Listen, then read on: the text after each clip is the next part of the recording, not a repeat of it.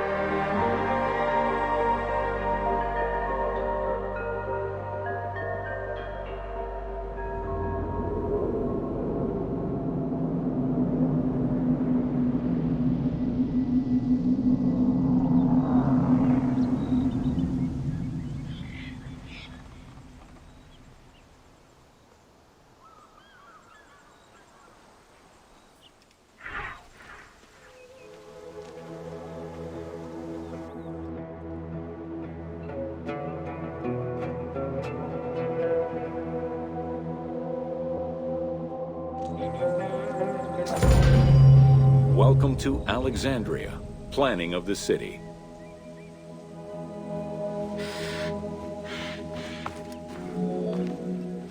Alexander's plan to build his great city began with a verse from Homer's Odyssey.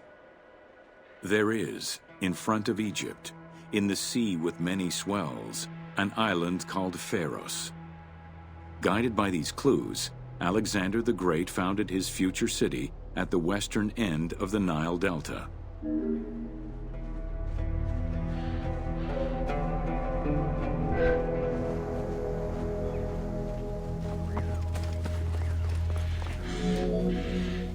Though Alexander considered this location ideal for his great city, it presented considerable challenges.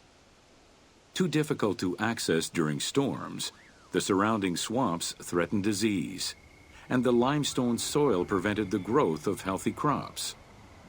However, due to the influence of his mentor Aristotle, Alexander the Great recognized that the true value was its strategic emplacement. Alexander knew that in controlling Pelusium to the east, Memphis to the south, and his crowning glory Alexandria to the west, he would create a triangular stronghold, allowing him to control the entire delta while giving him access to the Mediterranean.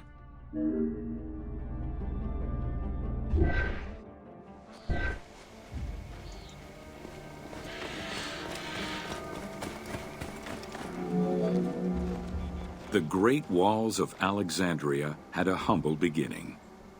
Lacking chalk to outline the future city's foundations, architects were forced to use flour instead. Clouds of migrating birds swept down and ate the flour, erasing the plans. This prompted Alexander to seek guidance from the oracles, who reassured him that his future city was destined to feed a large population.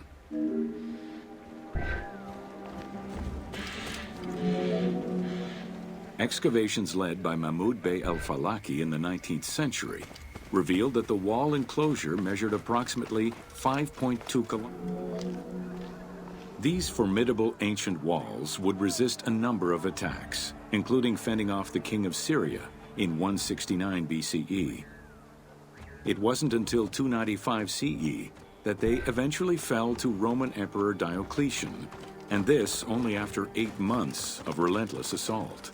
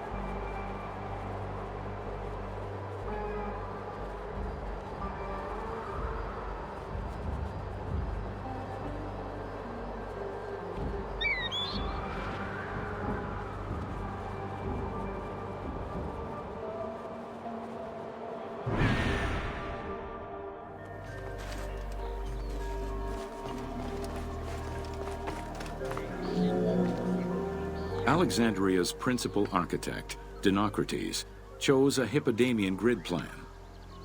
The grid maximized functionality, with wide, straight roads and canals running beneath them. Alexander recognized the military value of the city's design. The wide, parallel streets gave him optimal surveillance of the city, while allowing the unobstructed flow of troops.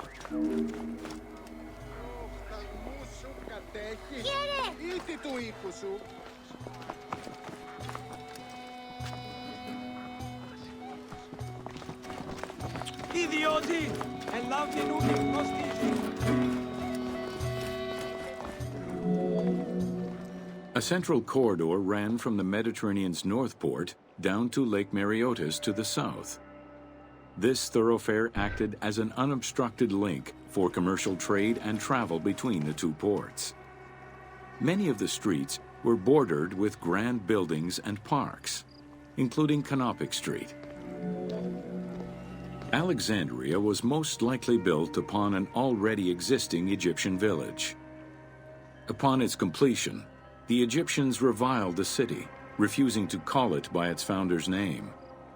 Instead, they called it Raked, the building, as a mark of disdain, which was later Hellenized into Rakotis. Despite this, the name Alexandria would remain.